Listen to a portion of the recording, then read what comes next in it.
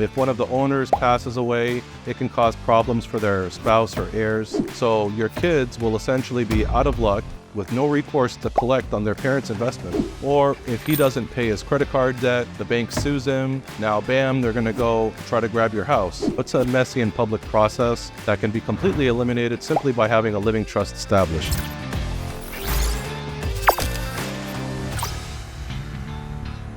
So you're buying a house that's an investment for you and your family, but how can you make sure that they're the ones to actually inherit the property when you pass?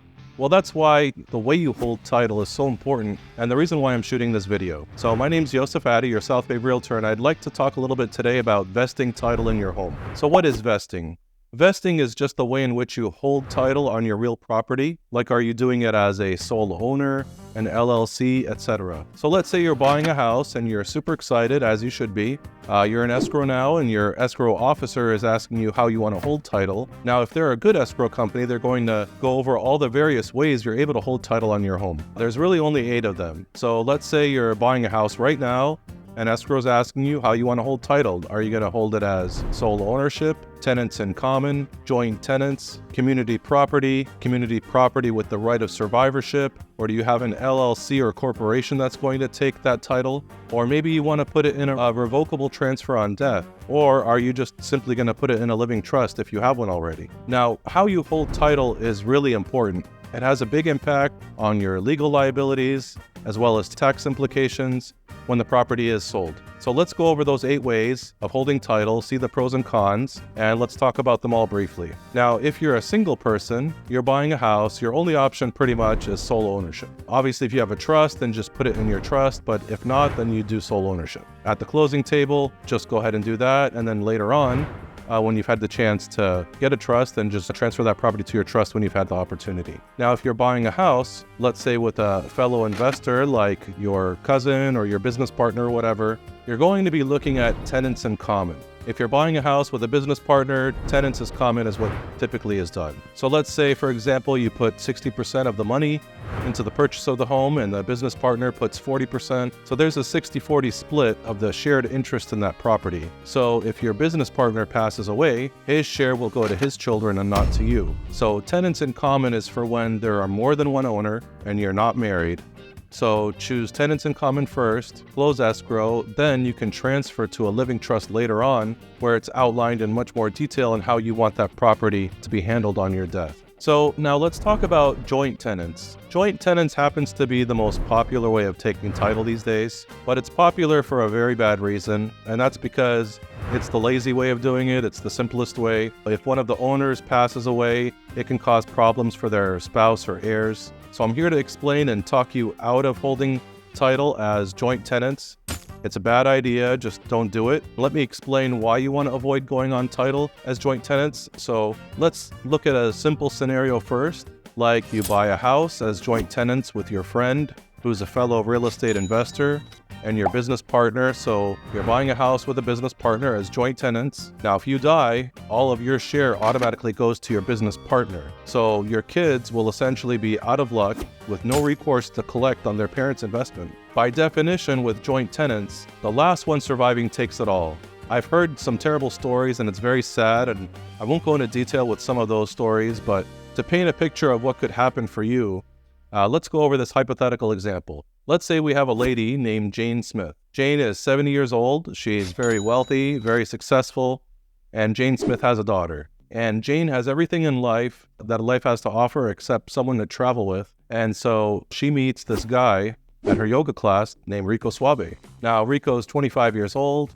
He has washboard abs and perfect teeth. So, of course, Jane Smith marries him right away, and they buy a house together, a huge $15 million mansion on the Strand in Manhattan Beach. But of course, using Jane's money, not Rico's. And they put the title as joint tenants. Now, Jane's happy because, she's married to Rico Suave, but unfortunately, about 2 weeks after getting married, she leaves the earth with a smile on her face and now is in heaven. But guess who gets the house? This $15 million house, does it go to her daughter Or does it go to Rico Suave, who's only been married to her for 14 days? Well, you guessed it, by definition, Rico Suave is the last surviving joint tenant, and so it all goes to him. But you may say, oh my God, she's only been married to him for 14 days, and the $15 million all came out of her money. The daughter should be entitled to something, right? Nope. Holding title as joint tenants will break your heart, so that's why I call it the Rico Suave situation. So be careful with that, especially with a blended family where, let's say the wife has 2 kids with a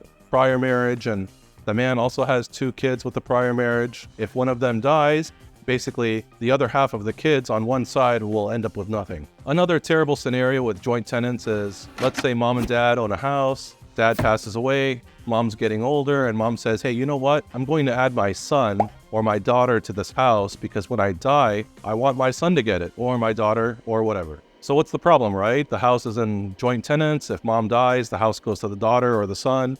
Perfect. Everyone's happy. But here's the problem. Well, let's say mom added her son as a joint tenant, and her son has an IRS problem. He hasn't paid his taxes, and they're going to look up what property he owns. And then lo and behold, they find mom's house, and now his problem is her problem. So big mistake. Or if he doesn't pay his credit card debt, the bank sues him. Now, bam, they're going to go try to grab your house. Even if he files bankruptcy, he may be thinking, I have nothing, let me file bankruptcy. But in the eyes of the court, he's part owner of this house that just so happens to have a lot of equity. So the United States trustee is going to basically go after that property. So as you can see, holding title as joint tenants is just a big headache. I would advise you just don't do it. Another very important reason why not to do joint tenants has to do with taxes. So let's say, as an example, you bought a house, you and your husband, you bought a house, let's say 40 years ago for $200,000. Now it's worth $2 million. Your husband passes away and now it's just you and you feel the house is too big, or you really just want to live close to your kids. So the wife decides to sell it. So she sells it for $2 million, and that's awesome, right? But remember, you only bought this house for $200,000 a long, long time ago, and now it's worth $2 million. The wife, who's the surviving spouse, sells it for $2 million, so now we need to figure out the capital gains. Like, how much profit did she make from this house? Her husband passed away, so his half gets stepped up $2 million, and there's no tax on that. The wife, on the other hand, is still alive, so she and her husband bought the house for $200,000, so her half, or her cost basis, was $100,000. When we're calculating those capital gains on her million, we subtract her cost basis of $100,000, and so the capital gain is $900,000 in profit, essentially for the wife's half. So the tax problem with joint tenants is the surviving spouse is going to have to pay a capital gain when he or she sells this house. Now, there's a better way to do that. So now let's talk about community property. As a married couple, you can invest your home as community property, and there's 2 types of community property. One is just community property by itself, and the other is community property with the right of survivorship. So let's talk about the difference with these. With community property, let's say you and your husband or you and your wife are buying a house, and let's say you choose community property only, right? Because it's purely community property, each spouse has the right to will his or her half away to anyone they like. So for example, let's say the wife can will her half to the pool boy because, he cleans the pool so well. So, that can theoretically happen, right? Because it's her half, and the husband also can will his half to whomever he likes. Like maybe one of the Lakers cheerleaders because it's his half and it's community property. Let's say you want to avoid the scenario where if your husband dies, you don't want to find out some blonde cheerleader is getting half of your house. So you choose community property with the right of survivorship. Now, I like to call that the me love you long time way of holding title. So if you bought a house as a married couple, and if you bought a house as community property with right of survivorship, when you die, it automatically passes to the surviving spouse. And if your husband dies, it automatically passes to you. Now, if your wife died, it automatically passes to the husband. So that's why this is the best way of holding title for a married couple, because it eliminates the quote-unquote pool boy situation. Now, let's talk about taxes. Now, you remember how earlier we were talking about joint tenants for a married couple where one passes and you have to pay a capital gains on the $900,000 profit. But in community property, we get a double step up in basis. So let's look at the numbers. Exactly the same situation. You bought a house for $200,000. Now it's worth $2 million. The husband passes away. The house is too big for the wife sells it for $2 million. The husband's half gets stepped up to $1 million, so no taxes for him, but the wife also gets stepped up to $1 million, even though she's alive, hence the zero capital gain. 2 minus $1 million minus $1 million is 0. Now that's pretty powerful. So for tax reasons alone, you want to invest your home as community property. And if you want to avoid the quote unquote cheerleader situation or pool boy situation, hold community property with the right of survivorship. And a married couple should always go that way, if you ask me. And later on, just go ahead and put that in your trust. That'll give you more options and privacy with regards to what happens after you pass away. So why put it in a trust? Well, if you put it in a trust and one spouse passes, then everything stays private. But if it has to go through probate, all the property owned by the deceased has to be disclosed publicly, and any creditors or beneficiaries have to be named in the court filing, and people can contest the sale, etc., etc. So it's a messy and public process that can be completely eliminated simply by having a living trust established. So very, very important as a married couple, you can do joint tenants, community property, or community property with the right of survivorship if you don't have a trust.